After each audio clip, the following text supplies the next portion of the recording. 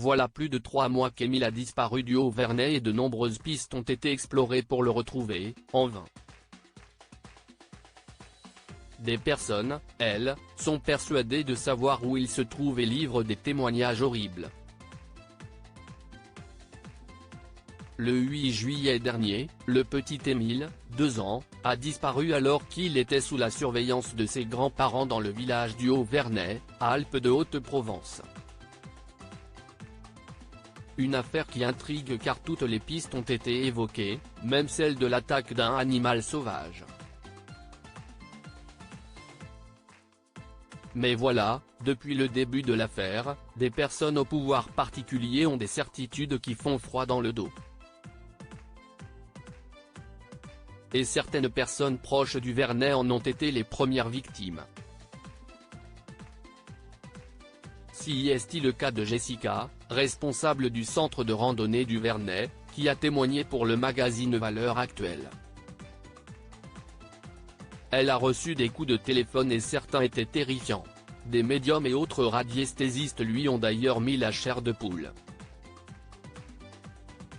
Il y a eu un monsieur par exemple qui a déclaré avoir entendu Émile pleurer dans l'enclos de Cézanne. Une vision d'horreur qui a été synonyme de cauchemar pour elle. Des témoignages monstrueux depuis les premiers jours de la disparition d'Émile, des médiums ont tenté de retrouver sa trace, certains se rendant même sur place. En juillet, BFM TV avait fait un reportage montrant comment ces personnes s'invitaient dans l'enquête.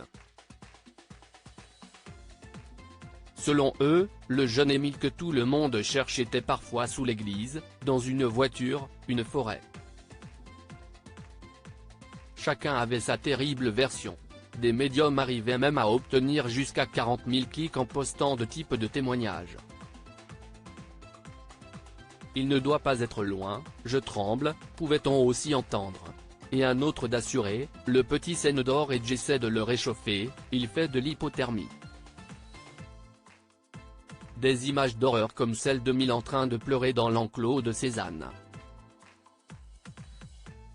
En ce qui concerne l'affaire, la vraie, dernièrement, si est un jeune homme qui conduit un tracteur, déjà dénoncé pour la conduite dangereuse de son engin agricole au Vernay pendant l'été, qui avait attiré l'attention de la police. Après des fouilles et des interrogatoires, rien n'a permis d'en faire un suspect.